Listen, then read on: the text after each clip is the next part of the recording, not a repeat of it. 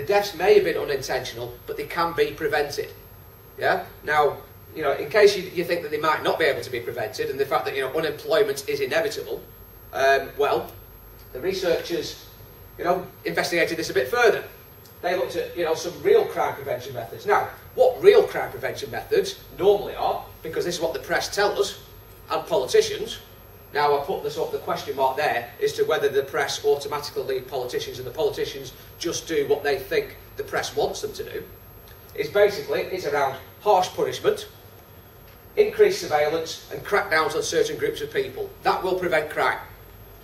However, what Stuckler and others found, that when government spent £115 per head of population on what they call active labour market programmes, suicide rates did not rise with unemployment.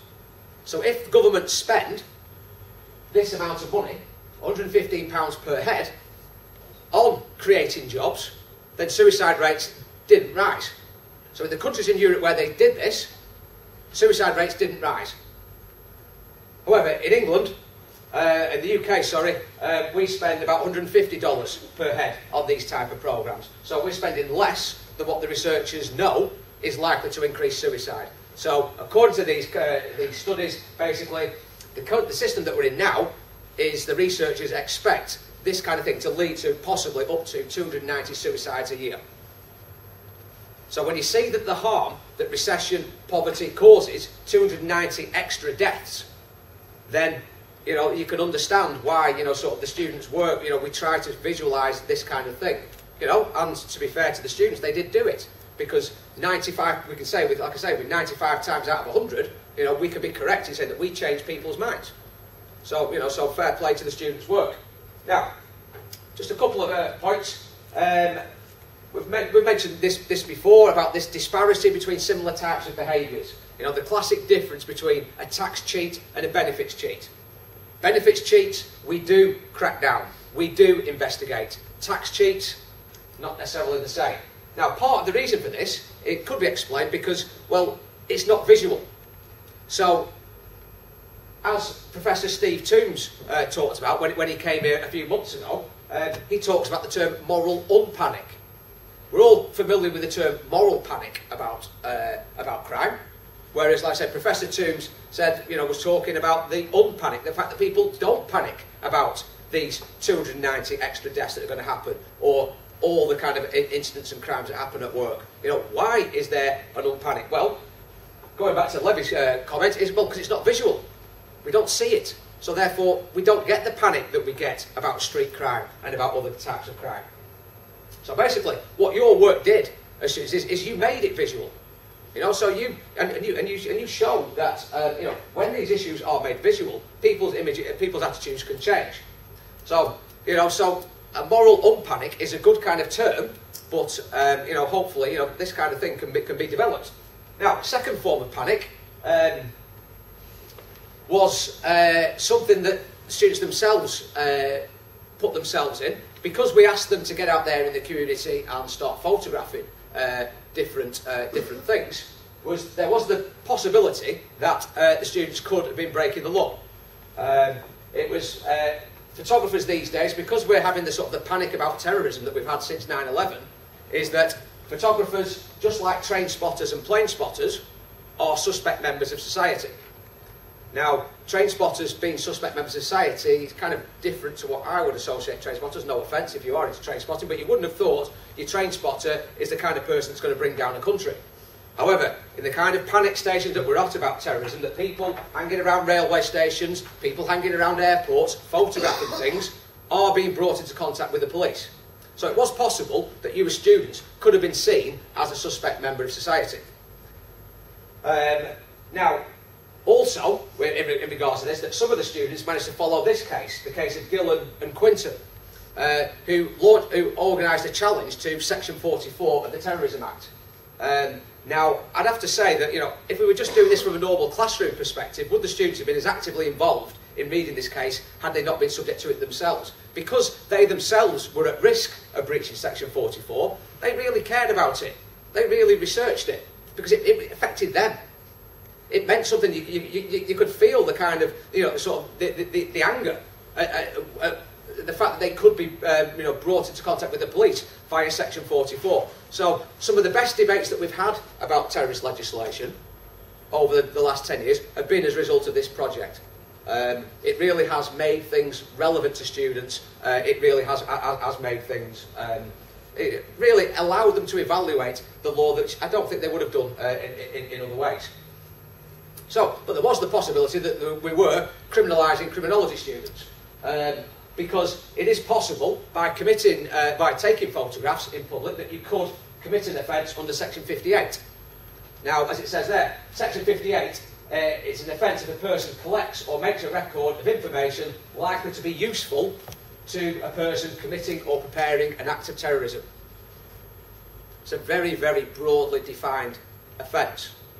It's likely to be useful. The House of Lords decision didn't explain what useful meant. They kept their options open. So we still don't know what it means. It's got layers of meaning. The House of Lords just confirmed that it can apply anywhere, even when it's not intended.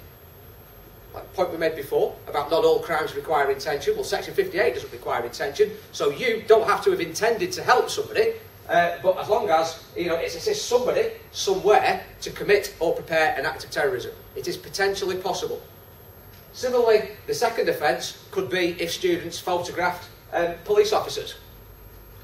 Section 58A says when a person elicits, publishes or communicates, again, the term useful, we don't know what it means, it's got different meanings, about members of the police, armed forces or intelligence service. So if you do photograph police officers, then, potentially, and I say, I've got to say potentially, I'm not going to, say that this is, an absolute thing. Potentially, you have got a problem. Photographers have experienced a lot of intrusive policing in the last 5 or 6 years. They are regularly stopped and searched. There are a couple of cases of people having been arrested under Section 58. Serious crimes carry 10 years imprisonment. Anyway, as I say, that's potentially that could happen, but it's something that you should be aware of, and I think the fact that you're doing it means that you can then evaluate the terrorist laws. Would you be able to evaluate the terrorist laws if they didn't affect you? I think the fact that it does affect you allows you to weigh up the reasons for it and the reasons against it. We've not always got that with students. We've not always been able to manage to get the kind of deep level evaluation that we're looking for. Final couple of points. With regards to the exhibition, we did ask for contributions for these people that came to visit the exhibition, and we raised, the students raised over £640. And the money that was raised from the exhibition went to buy that sign. That sign for victim support in Preston. So it's quite a nice kind of sort of synergy here that victim support, we made the sort of services to victims more visible from doing research into invisible crime. So basically, like I said, I just wanted to show that, just to thank the people involved. So I know some of them are here today.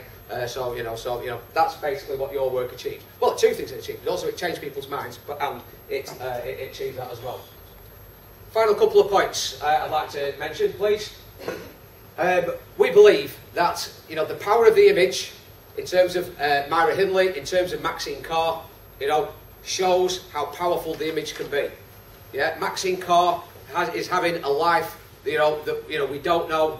We don't know where she is. It's totally changed her life because, quite possibly, because of the fact that her image was published so many times. And basically, what was the difference between Maxine Carr and Ian Huntley? If the images are sort of there, well, the same. It's the same thing. No, it wasn't. It was a completely different crime that Maxine Carr was charged with. It was the kind of crime that in the 1960s we understood. We understood why Carol Morris protected her husband. She was never even charged, Carol Morris, because we thought, well, yeah, a wife, a partner will do that for another partner. Yes, it's not necessarily the right thing to do as such, but it isn't necessarily a crime. You would do that. Whereas Maxine Carr, like I say, even though it was the same type of behaviour as Carol Morris, very, very different. So I think the contrast between Carol Morris and Maxine Carr does show how the image can be powerful. However, what I also think that the image can do is that it can empower you as students to think for yourself. It can give you the ability to be critical, to be these critical, evaluative thinkers that we're trying to create. You can do it, you know, and I think, like I say, you've got examples here, and like I say, I honestly believe that you can do it. You can be bold. Now, and if you're going to be bold when you're being assessed visually, then be bold when you're assessed in writing as well. The two go hand in hand, I hope. Now, one thing that I just want to, well, two things I want to just want to introduce you to this thing is this thing called Crime Today. Now, as it says there, this resource will allow any interested parties to upload their representations and discuss what, in their opinion, important that, in their opinion, crime means to them. So basically, if I could just, be a minute.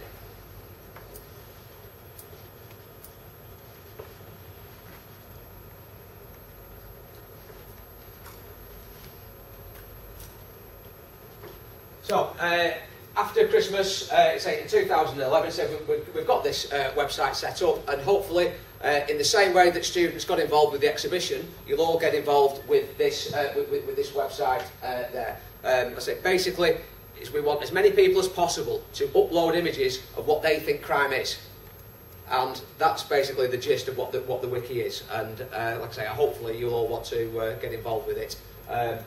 And you know, it's your space. You know, this isn't, you know, you're not being assessed when you're sort of using this. It's your space for you to discuss what you think crime means. Okay, so in the same way that those photographs showed images of non-standard crime, this is what we'd like you to do as well.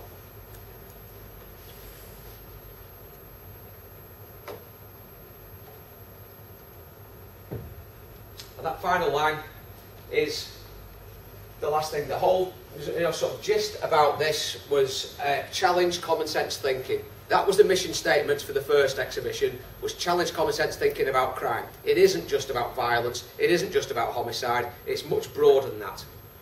You know, there are layers of meaning in it as well. You know, think of the work that Stuckler and those have done about the work on recession.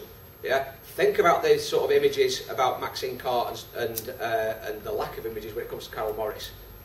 You'll then get an idea of what we're trying to do. Okay, so I'll leave it there. Thank you very much.